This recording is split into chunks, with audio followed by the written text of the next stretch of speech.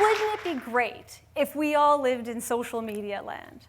Because in social media land, my family and friends are having fun, they're being successful, they're living their best lives.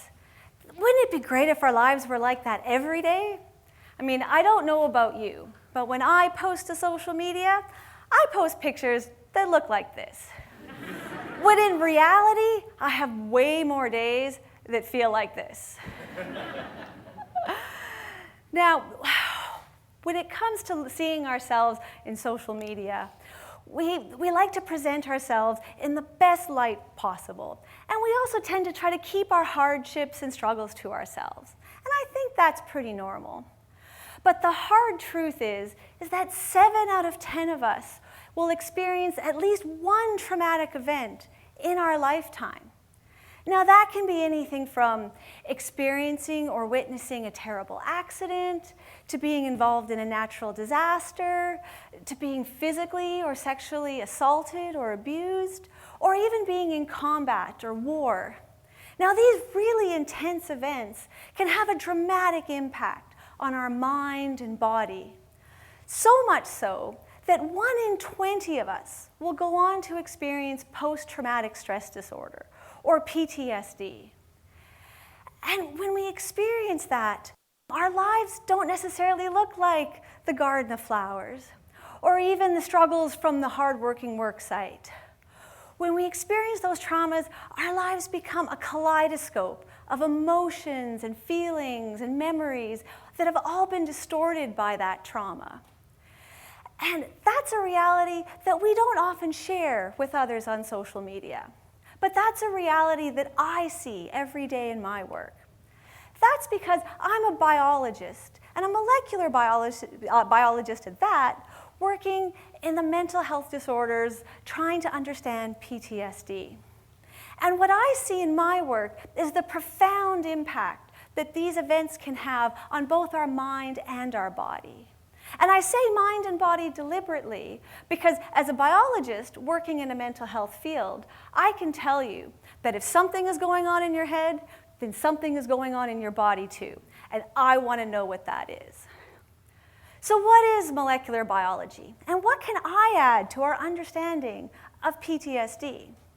Well, molecular biology is basically the study of all the molecules that make us, well, us. That includes molecules like our DNA, that encode our genetic information, that tell us how we're made and how we function, to molecules like our proteins, that can do things like digest our food and create hormones that regulate how we feel. Fundamentally, we're all just walking, talking collections of biological molecules, which make us the perfect subjects for molecular biologists like me. And I can't think of a better application of molecular biology than using it to understand conditions like mental health conditions. Take anxiety, for example.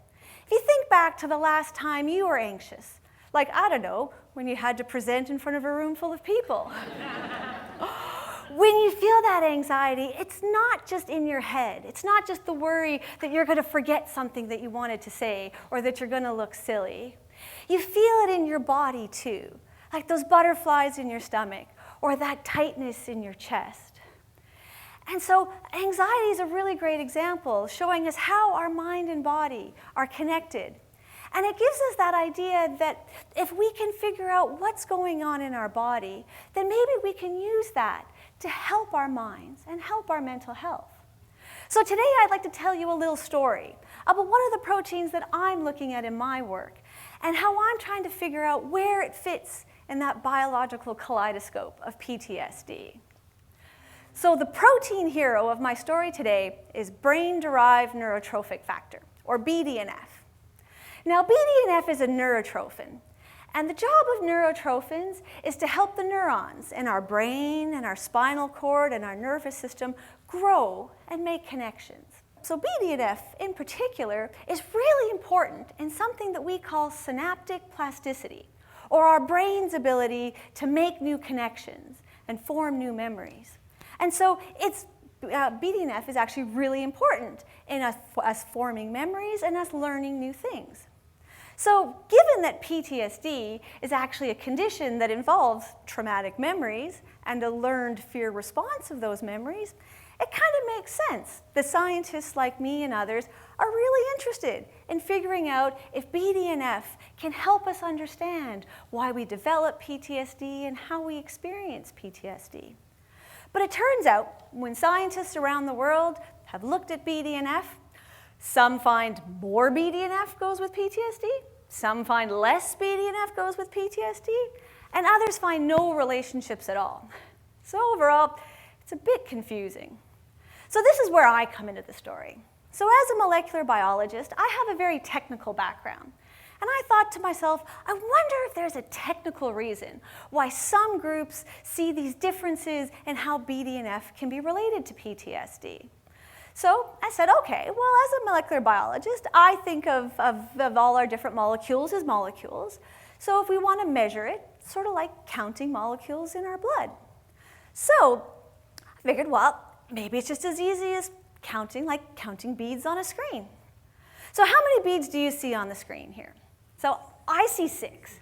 And I'm going to assume if you didn't forget your glasses today that you can see 6 too. And if counting BDNF was as easy as counting these beads on the screen, then I'd have to tell you a different story. But as it turns out, when I got looking into how we measure and quantify BDNF, I found, well, a few complications. So complication number 1 is that not all the BDNF in our body is the same. Turns out, when we make BDNF, we first make a bigger protein called pro-BDNF. And it's pro-BDNF's job to turn signals down and to quiet the interaction between neurons.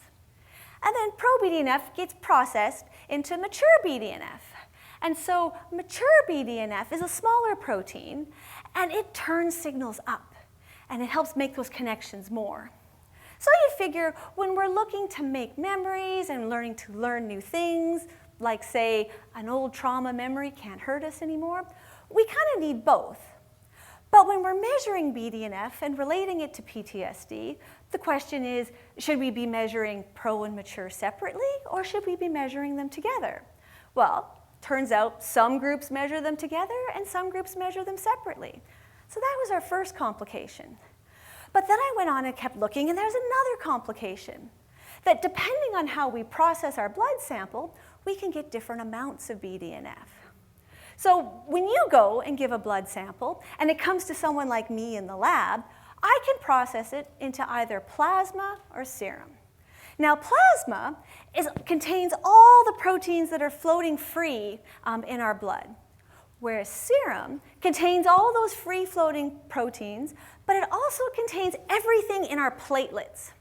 Now, I like to think of platelets as little suitcases of the good stuff that our cells need in case of injury. It's sort of like having a first aid kit in your blood or your secret chocolate cupboard at home, stuff for real emergencies. And it turns out that in our platelets, we have mature BDNF, because in an emergency, we might need to turn some more of those signals between neurons on. So, okay, well now if we're trying to figure out how BDNF relates to PTSD, do we need to be measuring it from our plasma and just the free circulating amount, or do we need to be measuring it from our serum and keeping the amount that's circulating and the amount that's in our platelets? Well, turns out some groups measure from plasma and some groups measure from serum. So that was another complication. So I was thinking, oh, this is getting complicated now. But then I realized that we could actually be measuring our BDNF with different tests. So all around the world, lots of us have access to different tests. Now, unfortunately, I've been showing BDNF as a little bead on the screen, but unfortunately, the protein is really, really small, and I can't see it. I can't even count it under the microscope. I need a test that's actually going to convert that protein to something I can understand. Not all that different than a record player. Because if you think about a record, it's got the little bumps and grooves that you can't really see, unless your eyesight is really, really good. But then we take that record and we put it on our player, and the player can detect those little bumps and grooves and change it into something we can understand, sound. Now, I'm sure there's at least one record enthusiast in this room who'll back me up when I say record players all make sounds that are a little bit different, even if you're playing the exact same record.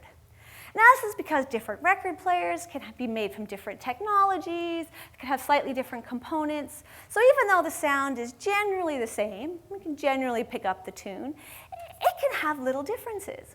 So that's the same thing with us measuring our BDNF with different groups around the world. We're all kind of measuring it with our different record player-like tests. So now at this point, you're probably figuring, well, heck, there's no way anyone's going to be around the world. How has anyone ever gotten the same measurements from BDNF? Or at least, that's what I was thinking at this point. So being a scientist, I said, well, heck, I'm going to run my own experiment. So what I did was I collected blood from a group of adults with and without PTSD, and I ran my own experiment. I took that blood, and I made it into both serum and plasma. And then I got 3 different tests that would measure just pro and just mature, and then the total BDNF together. And I compared it all, and I tested it. And it turns out 4 of my tests found no relationship between the amount of BDNF I could measure and anything I could relate to PTSD. But one of those tests, where I looked at the total BDNF in serum, found that people who had PTSD had more of the total BDNF than people without. And then when I took and I did my test that looked at just the mature BDNF from serum, I found people with PTSD, when they had less mature BDNF, they actually had more severe PTSD symptoms. And just like that, I've reproduced all the combinations that BDNF could relate to PTSD with the exact same samples. Now, I got really excited about this because this tells me that there is some relationship between BDNF and PTSD, and that there is some way that it goes together. And that, so it does fit somewhere in this kaleidoscope. It's just that everyone around the world was running their test a little different, and so the result was telling us something that was a little different. So now it's my job and the job of scientists like me to figure out, what did all those little tests tell us? How do these biological pieces fit together? And how can we take all this information and turn this kaleidoscope of information and confusion back into a picture that we can recognize? So I hope today I've been able to give you just a little idea of some of the science and some of the biology that goes into understanding some of our mental health conditions, and maybe accidentally taught you a little molecular biology along the way, and to really appreciate that our mind and body are interconnected. So I hope the next picture you post on social media is a happy one, because now you know there's a whole bunch of people like me out there looking at really small biology to try to make a really big difference for everyone with PTSD. Thank you.